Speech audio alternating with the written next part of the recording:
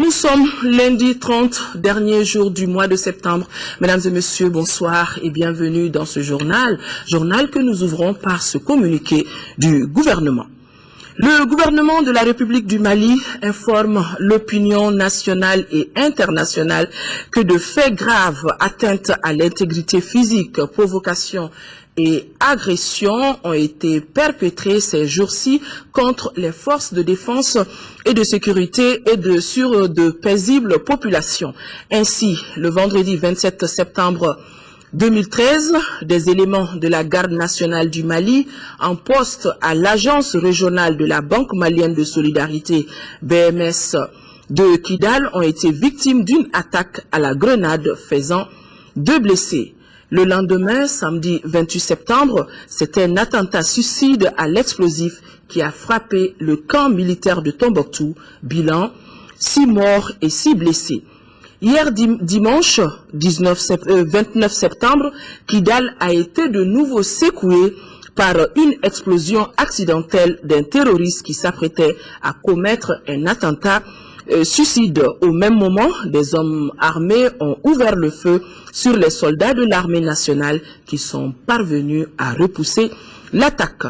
Le gouvernement de la République du Mali réaffirme sa volonté de poursuivre le processus de dialogue franc et sincère en vue du retour définitif de la paix et de la sécurité dans les régions du Nord avec l'appui de la communauté internationale. Le gouvernement poursuivra sans relâche la lutte contre le terrorisme, le crime organisé et le banditisme résiduel.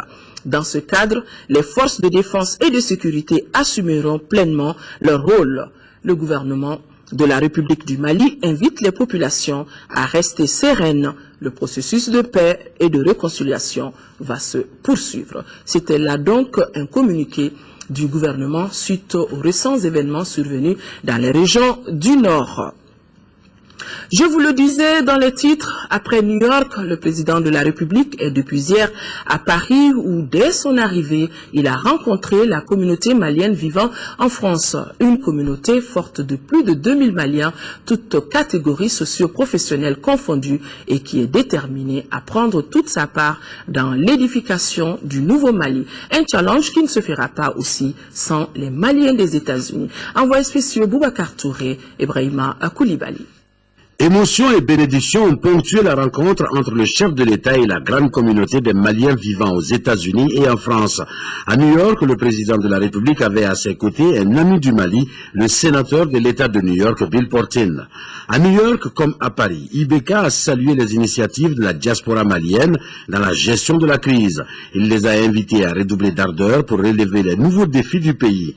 Pour lui, le Mali nouveau sera un Mali décomplexé et respectueux de toutes les croyances. Le chef de l'État a pris bonne note des doléances de la diaspora qui portent entre autres sur l'amélioration des rapports entre les migrants et les services consulaires, la défense des sans-papiers et surtout l'intégration des Maliens de la diaspora dans les instances de décision. Le Mali nouveau sera marqué par la fermeté et la rigueur, a-t-il dit. Aucune compétence ne sera négligée et tout diplomate qui ne se met pas au service de ses concitoyens n'aura pas sa raison d'être dans une mission diplomatique et consulaire.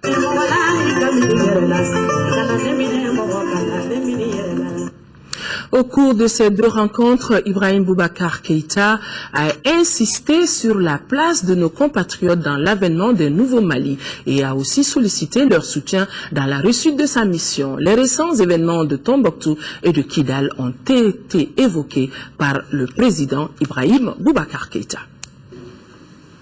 On ne peut pas être musulman et vouloir la mort de l'autre gratuitement. On ne peut pas être musulman. Non. Ils cherchent autre chose. L'islam n'est pas leur religion. Non. L'islam, c'est la paix. S'ils sont musulmans, ils ne peuvent pas être les barbares, les sauvages que nous voyons à l'œuvre. On ne peut pas, en tant que musulman, attenter à la vie qu'on ne s'est pas donnée. A fortiori, attenter à celle d'autres vies innocentes. Donc, ce qu'il y a chez nous aujourd'hui, que nos amis français et autres ont stoppé à Gona, veut reprendre du poil de la bête. Mais la bête ne se révélera pas. J'ai failli brûler Paris. quand j'ai eu la nouvelle. Mais j'ai dit non, je ne veux pas trembler devant cela. Je reste serein. Et j'ai des choses à échanger avec mon ami François Hollande. Le travail n'est pas terminé. Nous avons donc beaucoup de choses encore fortes à nous dire, à convenir. Pourquoi je suis venu à Paris malgré tout cela? Nous ne sommes pas déstabilisés. Nous ne le serons pas. Psychologiquement, je n'ai jamais été aussi serein. Jamais. Et je souhaite qu'ici également, donnez-vous la main désormais. Amani, je touche, donnez-vous la main. Je vous demande, donnez-vous la main en tant que Malien. Pas RPM, pas RD, pas je sais quoi. Malien, un point, un trait. C'est ce que je veux. C'est ce que je souhaite. C'est ce que je souhaite que vous soyez. Et vous le serez, Inch'Allah, pour le Mali. Pas pour Ibeka. Pas pour Ibeka. Ibeka est désormais là où Dieu et vous-même l'avez placé. Le reste, vous devez m'accompagner. Aïe, m'l'aïri sans faire. Aïe, Voilà, donc l'intégralité des propos tenus par le président de la République devant nos compatriotes après ce journal.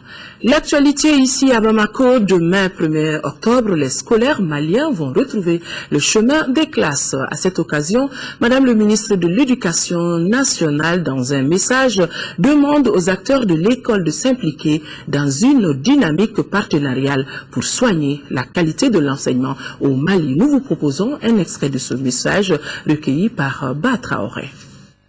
L'année scolaire 2012-2013 revêt cette particularité qu'au moment où nous effectuons la rentrée dans les régions du Sud, les élèves des régions du Nord se préparent à passer les épreuves des examens, diplôme d'études fondamentales, baccalauréat, certificat d'aptitude professionnelle, brevet de technicien. Je voudrais donc, à l'occasion de cette rentrée scolaire, d'une part lancer un appel pressant et solennel à tous les parents, aux enseignants, aux partenaires sociaux et techniques, pour une reprise effective de l'école sur l'ensemble du territoire national. Et d'autre part, dédier cette année scolaire au développement de la qualité de l'enseignement et de l'apprentissage. Aux administrateurs scolaires, je demande de veiller sur la présence des élèves et des enseignants à l'école, à l'association des parents d'élèves, aux membres des comités de gestion scolaire. Je voudrais dire que l'école prépare l'avenir de nos enfants. Aux syndicats d'enseignants, je voudrais leur dire que le gouvernement est sensible à toutes leurs préoccupations et fera tout son possible pour les prendre en charge. Pour conclure, c'est dans le cadre d'une véritable dynamique partenariale que notre école arrivera à produire des résultats probants. Sur ce, je voudrais souhaiter à tous une bonne année scolaire 2013-2014 et exprimer mes vœux de succès à nos candidats qui, demain, commenceront les examens. Vous pourrez suivre également l'intégralité de ce message de Madame le ministre de l'Éducation après ce journal. Elle a dit, c'est parti pour les examens spéciaux de fin d'année 2012-2013 à Gao. Le top départ a été donné au lycée Yana Meiga. Les candidats au certificat d'aptitude professionnelle et BTS qui ont débuté aujourd'hui lundi seront suivis demain mardi et mercredi par les candidats au baccalauréat et au DF. Au total, 3903 candidats participeront à ces évaluations, nous dit Idrissa Koné depuis Gao. Ces examens spéciaux ont débuté ce matin dans la région de Gao par 490 candidats du CAP, du BT1 et du BT2 répartis entre deux centres. C'est à 8h06 que le directeur des cabinets du gouvernorat a ouvert dans la salle 7 l'enveloppe contenant l'épreuve des travaux d'application et de synthèse TAS en BT1 secrétariat de direction. La délégation a fait le tour des salles pour constater de visu l'effectivité des travaux. Il n'y a aucun problème, tout se passe normalement. Normalement, les épreuves ont commencé à leur produire à 8 heures, il n'y a absolument aucun problème. Mais seulement, nous constatons quelques cas d'absence. Pour ces premières épreuves, les candidats sont confiants. L'épreuve de phytotechnie, c'est abordable parce que je peux traiter tous les sujets. Actuellement, on est en comptabilité ISEL. Le sujet était très bon parce que déjà on a déjà suivi les cours pendant 12 mois. Entreront en lice demain mardi et mercredi les candidats au baccalauréat et au DF. Les dispositions sont prises, rassure le premier responsable de l'éducation à Gao. Demain, les épreuves du bac vont commencer également, où nous avons 491 candidats. Après demain, mercredi, le DF, où nous avons près de 2700 candidats. Donc toutes les conditions sont réunies. C'était pour nous un challenge. Pour cet autre challenge, la région doit le réussir pour aborder une bonne rentrée scolaire 2013-2014 prévue pour le 17 octobre prochain. C'est effectivement un défi qui a été relevé parce qu'on ne s'attendait pas à ce que ces examens se passent aujourd'hui dans des conditions aussi bonnes que ça. Au total, 3093 candidats, dont 1675 filles, composeront pour ces évaluations de fin d'année dans la région de Gao. Ces examens se déroulent sous l'œil vigilant des forces de sécurité. On le voit, une année scolaire exceptionnelle se profile en 7e région. À peine donc fini ces examens, les élèves vont devoir démarrer la nouvelle année scolaire. Cette réalité exceptionnelle incite tous les acteurs publics et privés du monde scolaire de la 7e région à se surpasser pour relever les défis qui s'imposent. Comment les autorités arrivent à organiser ces deux événements et avec quels moyens? L'enquête est menée par Daouda Zoumana Traoré et Djibril Bagayogo. De l'occupation illégale à la libération, l'école à Gao a été certes ébranlée, mais jamais fermée. De bonne volonté, acteurs et non-acteurs de l'école ont maintenu un élan. D'abord, on est là, c'est pour que ces enfants, ces pauvres enfants, qui n'ont rien fait pour mériter ça, puissent étudier et arriver à leur fin. Ça, c'est un. Et deux, on est là, c'est pour avoir des résultats. Et des bons résultats. En gardant les élèves en cadre, pour nous, ce qui était important, c'est vraiment de refuser, de résister. Et tous les élèves étaient d'accord de rester parce que personne n'était d'accord à partir. Et derrière, en même temps, nous avons, dans les mois qui suivent, on avait l'examen national. Les élèves avaient suffisamment préparé et ils n'étaient pas aussi à perdre leur année scolaire. Aujourd'hui, le monde de l'éducation respire et tous les acteurs tentent de faire en sorte que les perturbations ne compromettent pas l'année scolaire 2012-2013 qui tire à sa fin à Gao. Pour ce faire, le programme scolaire normal a été adapté aux réalités du milieu. Lorsque la paix est revenue, il fallait donc mener des réflexions et voir comment amener les enfants à reprendre les cours afin de combler ce vide créé par l'instabilité. Et c'est pourquoi ce programme spécial a été conçu. Ce programme conçu a eu l'adhésion de tous. L'acceptation de la suspension des vacances et la tenue très prochaine des examens en sont les illustrations. Il faut que le Mali gagne, il faut qu'on sorte de cette ornière-là, de ces crises républicaines-là. C'est tout. Il faut que l'État la soit. Ces examens qui débutent dès ce samedi prévoient le 2F, le bac, le CAP et le BT. Nous allons présenter alors près de 3904 candidats. Donc juste après les examens, la rentrée aussi, la date de la rentrée a été fixée au 17 octobre. Et là, nous avons fait un chronogramme de rentrée et nous avons déjà informé, ventilé la décision au niveau de tous les CAP, au niveau des collectivités territoriales, au niveau des partenaires de l'école. Bien sûr, il y a des difficultés, parce qu'encore il y a une insécurité résiduelle dans beaucoup de localités. Il y a également les besoins de construction, de réhabilitation à faire, les équipements à apporter. Donc je crois que déjà, en la matière, beaucoup de partenaires se sont annoncés. Au jour d'aujourd'hui, les inscriptions pour la première année, on est déjà à 65 élèves pour la première année qui sont inscrits.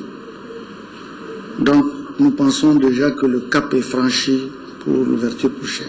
Les recrutements vont montrer au niveau de notre établissement. C'est vrai que ça ne vient pas, il n'y a pas un grand engouement, c'est vrai, mais nous savons quand même que les anciens sont déjà là et de nouveaux élèves qui viennent s'informer il y a les parents qui viennent se former pour se rassurer. Mais avant, les intrépides enseignants doivent davantage se sacrifier pour la correction de milliers de feuilles d'examen dont les résultats orienteront les lauréats vers d'autres horizons. Toujours en relation avec la rentrée scolaire, les responsables du syndicat national de l'éducation et de la culture étaient face à la presse. Ils ont échangé avec les hommes des médias autour de leur vision et de leurs perspectives en prélude à la rentrée scolaire 2013-2014. Nando Dambélé a suivi ce point de presse. La conférence de presse qui s'inscrit dans le cadre de la rentrée syndicale du syndicat national de l'éducation et de la culture a pour thème central « École publique, gratuite et de qualité pour tous ». Pour nous, il a un grand contenu, il a un sens, et ce sens est symbolique. Notamment le développement de la petite enfance, la qualité de l'enseignement, le taux élevé de l'alphabétisation, et qu'il n'y ait pas de conditions qui puissent empêcher qu'un enfant malien puisse aller à l'école. L'étude du thème a permis d'aborder plusieurs aspects comme l'analyse de la rentrée scolaire 2012-2013 marquée par la crise, les examens scolaires marqués par des programmes inachevés, les manuels scolaires insuffisants et de mauvaise qualité, la gestion du personnel enseignant et les résolutions du dernier congrès du SNEC. Par ailleurs, les responsables du SNEC ont exprimé leurs inquiétudes par rapport à la rentrée 2013-2014. Pour nous, les conditions ne sont pas du tout réunies au nord de notre pays, non seulement du point de vue infrastructure, du point de vue ressources humaines, du point de vue matériel didactique, du point de vue également manuel. En perspective, le syndicat national de l'éducation et de la culture compte célébrer son cinquantenaire cette année. Il veut en outre s'ériger en syndicat de développement à travers la lutte contre le travail des enfants, la sauvegarde de l'environnement et l'éducation à la citoyenneté. En 4e région, les activités de la semaine de l'alphabétisation ont pris fin aujourd'hui à Benena. Benena, c'est dans le cercle de Tomignan. La cérémonie de clôture a été présidée par Madame le ministre de l'Éducation nationale. Et cette cérémonie a été marquée par plusieurs activités, nous dit Kandé Silla. Montée des couleurs avec l'hymne national chanté en Bomo, leçon modèle également en Bomo.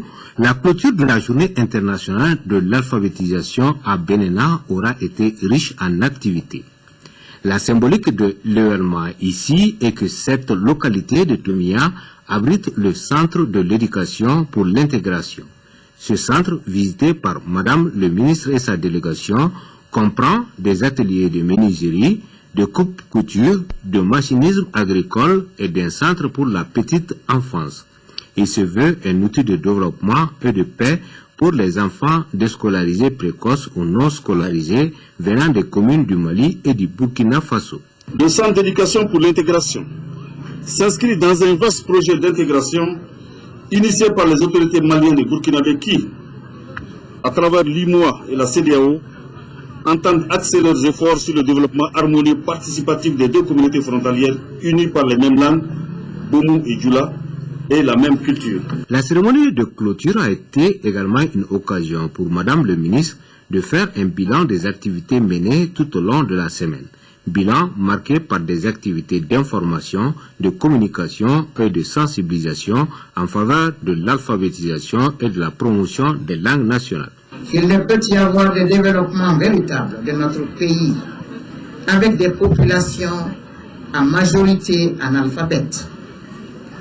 Que l'alphabétisation massive des communautés à la base est une des stratégies nécessaires pour le développement social, économique et politique de notre pays. Que l'alphabétisation des différentes communautés à la base est un facteur important pour assurer la paix, l'unité nationale et la cohésion sociale dans notre pays. Auparavant, le représentant de l'UNICEF, partenaire privilégié de l'éducation au Mali, Mohamed Kanté, avait réitéré la disponibilité de son organisme à toujours accompagner notre pays. Mois de la solidarité, cela fait 19 ans qu'on en parle. Le mois d'octobre 2013 marque donc la 19e édition de cette célébration de la solidarité de tous contre l'exclusion sociale et la pauvreté. Pendant 4 semaines, chaque région, chaque cercle et chaque commune organise des manifestations dont le but est l'expression des actions humanitaires. Le thème retenu pour cette édition est la solidarité, un support essentiel de l'action humanitaire. Écoutons le ministre du Travail, des Affaires sociales et humanitaires au micro de Garibou Pérou sur le sens de cette célébration. La 19e édition du mois de la solidarité qui démarre demain a été placée sous le signe de la mobilisation de la solidarité face aux défis humanitaires et à ses enjeux multiples dans notre pays qui sort de 18 mois de souffrance et de multiples exactions à lui imposer. À cette crise politico-sociale s'est ajoutée une catastrophe naturelle provoquée par des inondations avec malheureusement des pertes en vies humaines. Dans ce contexte, il est aisément compréhensible que la 19e édition du mois ait pour thème la solidarité, un support essentiel de l'action humanitaire. Il faut à cet égard remercier et saluer le dynamisme de la société civile malienne qui a su judicieusement accompagner l'État dans la mise en place d'un dispositif adapté de réhabilitation et d'insertion socio-professionnelle, mais aussi de communication intergénérationnelle. J'associe la communauté internationale qui s'est mobilisée en nous dévançant parfois sur les théâtres d'opérations humanitaires. Le président de la République de Mali, son Excellence Ibrahim Boubacar Keïta, marquera ce volet du mois de la solidarité par la visite qu'il rendra à la doyenne d'âge du district. Nous sommes tous concernés et chacun selon ses moyens pour apporter un éclat à ce mois. Le mois d'octobre est depuis longtemps donc institutionnalisé comme mois de la solidarité et de la lutte contre l'exclusion dans notre pays. Comme à l'accoutumée, l'édition 2013 entend perpétrer cette valeur fondamentale de la société malienne. À cette occasion, Garibou Pérou a recueilli les points de vue des citoyens sur le contenu des programmes de ce mois exceptionnel. Voilà déjà 19 ans que le mois d'octobre est dédié à la solidarité et à la lutte contre l'exclusion au Mali. Solidarité envers les pauvres, les malades et solidarité envers les personnes âgées. Bref, solidarité envers toutes les couches vulnérables de nos sociétés. Ce qui signifie que la solidarité n'est pas infime au Mali. Elle est une entreprise sociale et pédagogique. C'est une bonne chose pour le gouvernement d'avoir, on a même un ministère chargé de cette question-là. Mais il faudrait que l'on puisse diversifier le contenu du mois de solidarité. Et que le mois de solidarité, il ne concerne pas seulement les personnes âgées, par exemple, où on va donner des enveloppes, on va essayer de les montrer, on se fait filmer. Il y a des tout petits qui souffrent.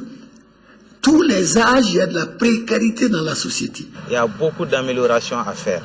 Les membres du gouvernement se déplacent, aller de commune en commune au nom du président de la République, aller voir les plus vieilles personnes du quartier et les apporter des noix de cola avec un cadeau symbolique, quelque part des pains, des tissus. Ça, c'est insuffisant. Certes, les actions entreprises par le gouvernement malien sont jusqu'ici positives, mais il faut encore étendre la couverture pour faire vibrer les fibres de solidarité et de la charité pour tous les Maliens nécessiteux, estiment certains citoyens. Pour les personnes handicapées, une politique nationale sur le handicap et le développement avec son contenu, et cela veut dire que c'est une continuation du mois de la solidarité. À mon point de vue, moi je veux augmenter le salaire de retraité en cette année. Ce n'est pas seulement la nourriture, non. C'est surtout, comme je l'ai dit, compatir au problème de l'autre, regarder l'autre, s'intéresser à l'autre, gémir avec l'autre, pleurer avec l'autre. C'est ça de la compensation et ça c'est de la solidarité. Et l'action gouvernementale doit s'inscrire cette année dans ce cadre-là. Aller plus loin dans les recoins, dans les hameaux. Cette solidarité envers les démunis ne doit pas s'arrêter seulement au mois d'octobre. Elle doit être initiée par le gouvernement tous les jours pour une meilleure répartition des chances. Ce qui va sans doute éviter certains vices, à en croire les spécialistes. Pourquoi on est exclu si on est pauvre? Qu'on le veuille ou pas quelque part, si on est vraiment pauvre, si je ne me sentirais pas exclu, il y aura peut-être un regard qui va m'indexer que je suis un exclu. La solidarité doit être une règle pour tous les Maliens puisqu'elle est le socle de notre société. Donc le 1er octobre avec la toute première activité autour du thème « La solidarité est un support essentiel de l'action humanitaire ». Vision du changement au ministère du Développement rural, c'est l'intitulé d'un document en validation par les organisations professionnelles agricoles. La rencontre dédiée à cet exercice a été ouverte par le ministre Dr Bokari Tereta, premier responsable du département, accompagné par Nango Dambélé, ministre délégué en charge de l'élevage, de la pêche et de la sécurité alimentaire. Le compte-rendu de Moïse Traoré. La vision du changement au ministère du Développement rural est exposée dans un document de 17 pages. Il s'agit d'un plan d'action qui synthétise les résultats de réflexion découlés de l'exercice de 2 dernières décennies au sein du 10 départements et des engagements du candidat Ibrahim Boubacar Keïta. Nous avons une stratégie à 2 pieds. C'est-à-dire nous avons un secteur traditionnel de subsistance que nous voulons promouvoir. On va rationaliser tous les programmes qui existent pour faire la promotion de ce secteur. De l'autre côté, comme l'a prévu la loi d'orientation agricole, nous voulons quand même faire appel à des investissements privés pour booster un peu la production parce que nous avons un potentiel d'exportation qui est énorme. Le chef de file de la trentaine d'organisations professionnelles conviées est l'Assemblée permanente des chambres d'agriculture du Mali, APECAM. Dr Bokari Tereta, le ministre du Développement rural, a prôné la continuité et le rectificatif là où cela est nécessaire. Nous nous donnons au moins un horizon de 5 ans. Mais nous pensons que par rapport à certaines productions comme l'élevage à cycle court, on peut facilement intensifier dans les périurbains, prenez l'aviculture ou dans les ceintures des grandes villes. Nous avons une capacité de production de maïs qui peut facilement servir d'aliment volaille. Je pense qu'il faut avoir un rêve. Et nous avons un grand rêve pour ce secteur et c'est ce rêve que nous commençons à transformer en réalité progressivement. En somme, il s'agit de jeter les bases d'une agriculture orientée à la fois vers la sécurité alimentaire et l'agro-business. Des nouvelles de nos fidèles sur les lieux saints de l'islam, les pèlerins maliens de la filière gouvernementale ont entamé le week-end dernier la dernière étape de leur séjour par des ziyaras et visites de sites historiques dans la ville de Médine. Le compte-rendu de nos envoyés spéciaux Abdrahman Keïta, Brahima Touré et Niaza Koulibaly, assistés de Belkodiko. Les ziyaras visites des sites historiques de l'islam marquent la fin du séjour des pèlerins maliens à Médine. 8 jours déclinés en 40 prières dans la mosquée du prophète Mohammed, paix et salut sur lui. Loin d'être de simples visites touristiques, ces ziyaras visent le raffermissement de la foi du pèlerin. Les ziyaras, c'est un mot arabe qui signifie les visites, qu'on traduit souvent par le tourisme islamique, selon les jurisprudences. Bon, on utilise ce mot, le tourisme islamique, on le tolère, mais c'est plutôt un tourisme spirituel. Ça rentre dans le cadre des traditions du prophète, le respect, n'est-ce pas, des traditions du prophète, mais aussi c'est une façon de préparer les pèlerins pour les futures activités spirituelles qu'ils doivent mener. Pour l'atteinte de cet objectif, la Commission nationale d'encadrement a tenu à préparer les dites visites à travers des séances de sensibilisation animées par la sous-commission communication, sensibilisation et éducation religieuse. Nous retrouvons l'actualité nationale. Plus de 29 millions de francs CFA, c'est le montant du projet d'installation des ouvrages d'eau et d'assainissement dans le village de Mangadaoué, commune rurale de Soni Alibert. Ce projet, exécuté par l'ONG ADM, appui au développement au Mali, sur financement de la deuxième phase du programme d'appui aux organisations de la société civile. Reportage de Drissa Akone. Situé sur une île, les sources d'approvisionnement en eau des 18 000 habitants de Magnadoué restent encore le fleuve et les puits traditionnels. La consommation des eaux issues de ces sources est à la base de nombreuses maladies hydriques. D'ici 10 mois, cela ne sera qu'un triste souvenir, puisque l'objet appui au développement au Mali, ADM, vient de lancer les travaux de mise en œuvre de 3 puits à grand diamètre, 25 latrines et 25 puisards. À travers ces projets, la structure veut contribuer à l'amélioration du cadre de vie des populations. On a besoin d'eau potable, on n'a pas.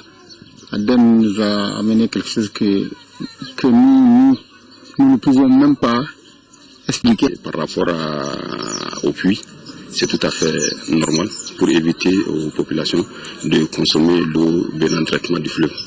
Connaissant que ces dernières années, on a vu un peu l'évolution des maladies hydriques. Cofinancé par l'Union européenne, la Suisse, la Suède, le Danemark et le Canada à plus de 29 millions de francs CFA, ce projet intervient dans le cadre du projet d'appui à la société civile PAWOS 2. L'objectif du PAWOS 2 est d'améliorer les programmes et politiques du gouvernement et des PTF afin d'apporter un changement au niveau des populations. Le projet marque la reprise des activités des partenaires au développement dans la commune. Donc c'est pourquoi nous-mêmes nous avons souhaité être là. Situé à 18 km de Gao sur la route de Bourem, Maniadawe par sa population est le deuxième village important après Forgo de la commune rurale de Soni à Libère.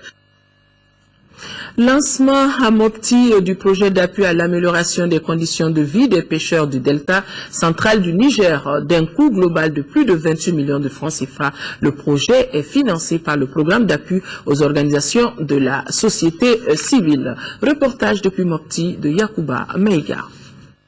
Le projet d'appui à l'amélioration des conditions de vie des pêcheurs du delta intérieur du Niger est une initiative de 117 sociétés coopératives qui composent l'Union des sociétés coopératives des pêcheurs du delta intérieur du Niger.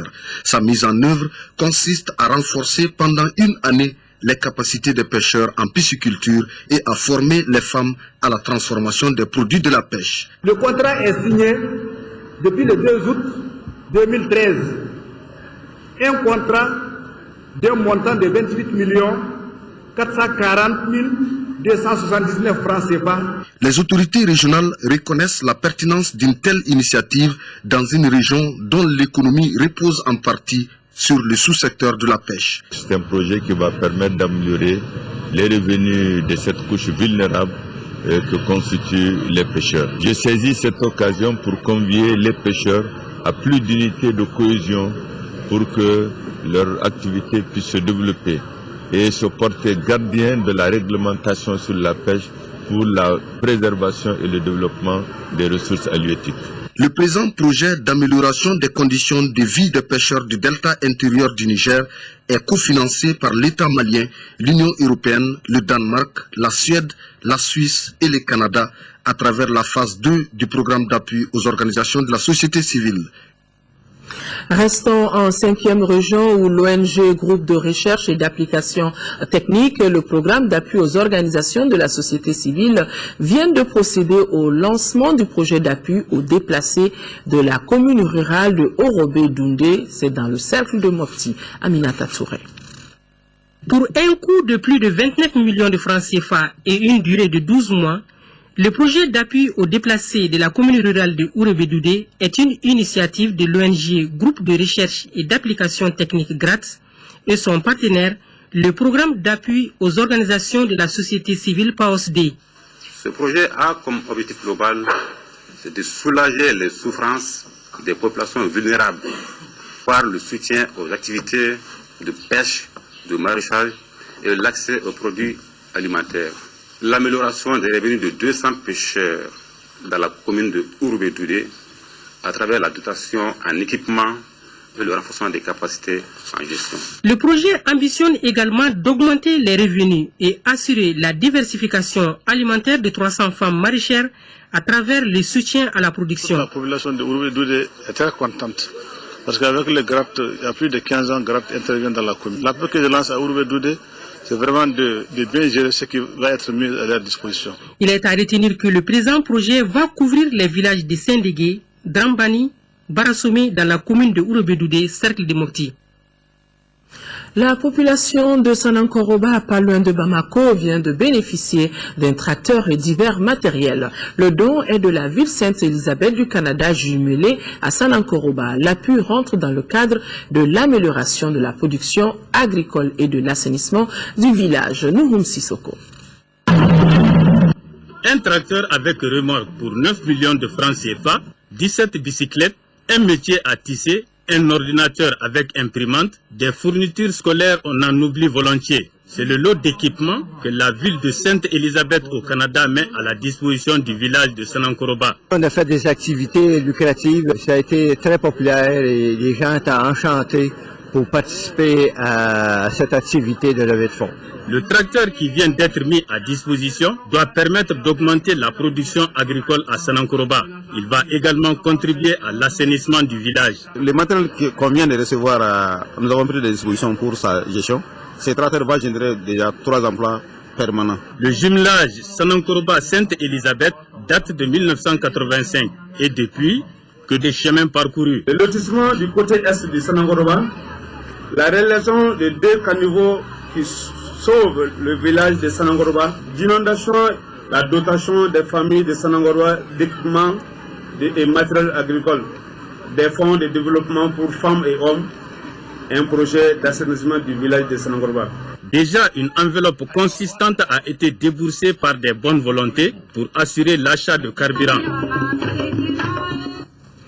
Une bonne prise pour l'Office central des stupéfiants qui vient de mettre la main sur un trafiquant de drogue, la cocaïne. L'Office a donc arrêté un transporteur de cocaïne en provenance du Brésil. Il s'agit d'un homme d'une 50aine d'années d'origine nigériane.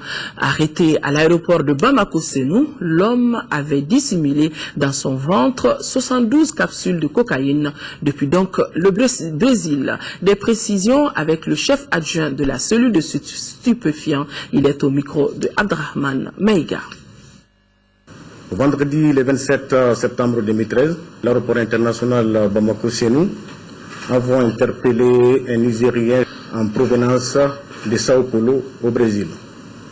Et nous l'avons interpellé par ciblage. Après l'interpellation du nommé Okoli Banefo, nous l'avons conduit en notre bureau. Dans les bureaux, nous avons procédé aux fouilles. Les fouilles corporelles et bagages qui se sont avérés négatifs. Mais c'est à la suite des questions-réponses qu'il a fini nous avouer qu'il transportait dans son ventre 72 boulettes de cocaïne.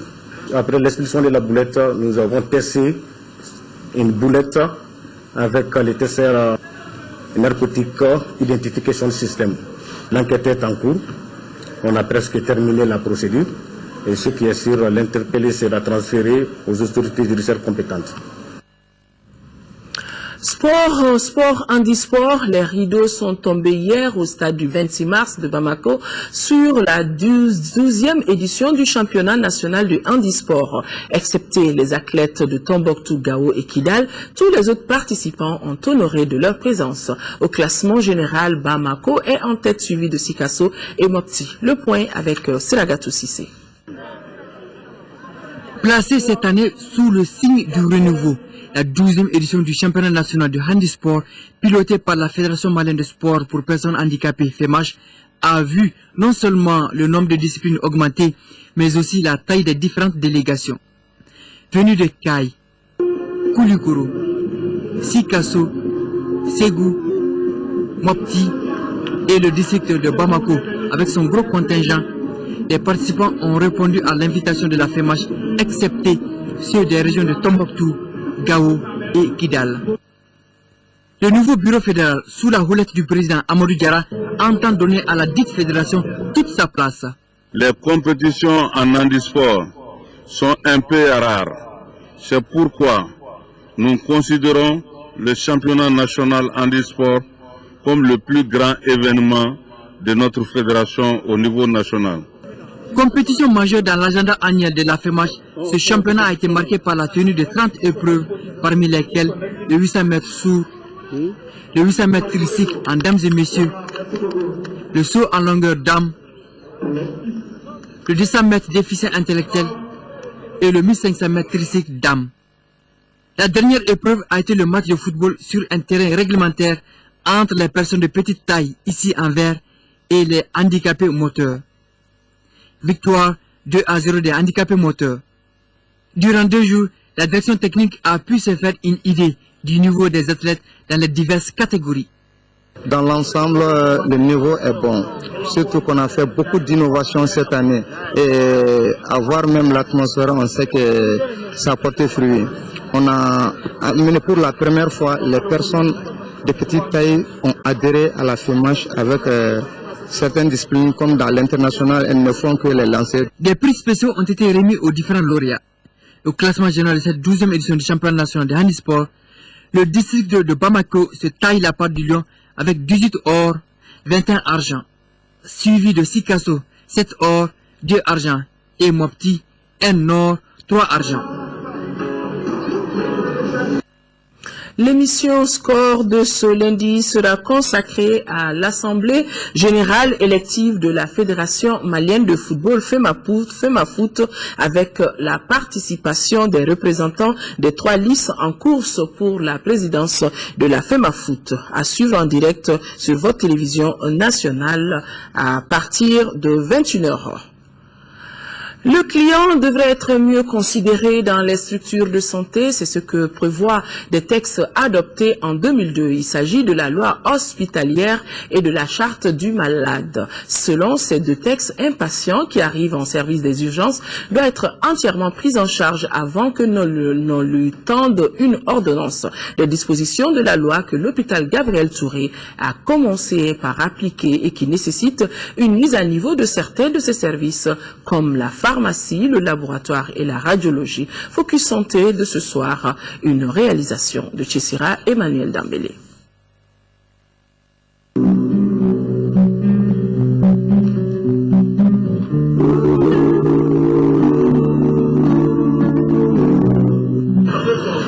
La loi hospitalière et la charte du malade, 2 textes importants dans la réglementation du système de santé au Mali et datant respectivement de 2002 et de 2008.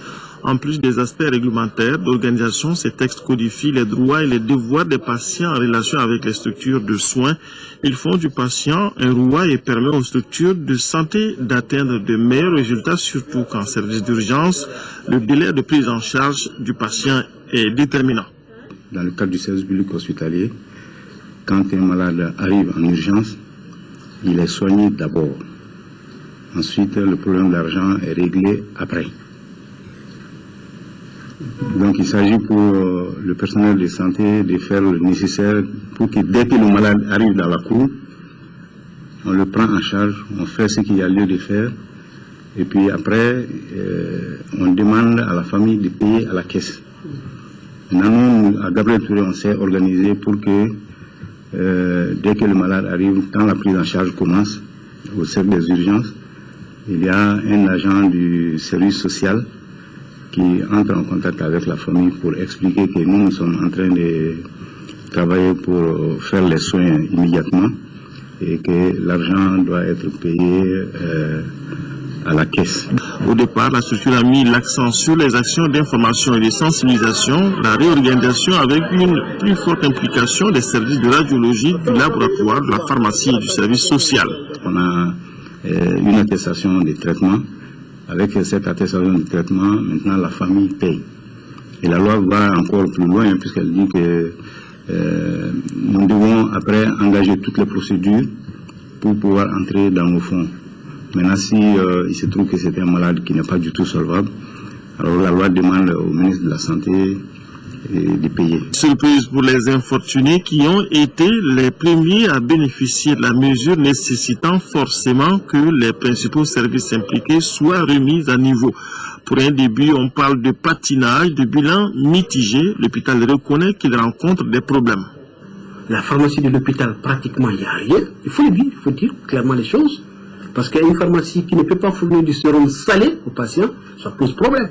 Une pharmacie qui ne peut pas fournir du fil de suture aux patients, ça pose problème. Parce que l'activité du service des urgences est à 70% occupée par la traumatologie routière. On a quelques difficultés quelquefois aussi avec des fournisseurs parce que bon, il y a les procédures des marchés publics, malheureusement, qui ne tiennent pas compte des spécificités des médicaments et accessoires. Donc il arrive que on ait des fournisseurs qui ne soient pas toujours en règle avec les fiscs. Soigner le patient qui arrive en urgence avant de lui tendre une ordonnance. Cette disposition devrait être appliquée au niveau de toutes les structures sanitaires du pays, autrement dit du centre de santé communautaire au centre hospitalier universitaire en passant par le centre de santé de référence. Normalement, quand vous arrivez avec un malade dans un centre de santé de référence, on ne doit pas vous dire qu'il n'y a pas de médicaments, on ne doit pas vous dire qu'il n'y a pas de place. Les responsables de ces établissements ont obligation de soigner les malades d'abord et de chercher la place ensuite. Ce système, il est bon. C'est un bon système. Vous ne savez pas, vous ne saurez que ce système est bon que lorsque vous serez directement intéressé par ce système. Si vous avez un parent qui fait un accident, qu'on amène aux urgences à 2 h du matin, c'est pas évident que vous ayez dans les poches 50 000 francs, 60 000 francs. Mais le lendemain matin, c'est sûr et certain que vous aurez 1 million dans la poche. Mais de la nuit au matin, ça peut être trop tard pour ces patients. À l'hôpital Gabriel Touré, on insiste là-dessus, la mesure n'est applicable que pour les urgences et c'est loin d'être de la gratuité. Si les patients qui bénéficient de la mesure ne remboursent pas, cela conduirait directement au blocage du mécanisme, blocage qui pourrait se traduire par une défaillance de la structure sanitaire.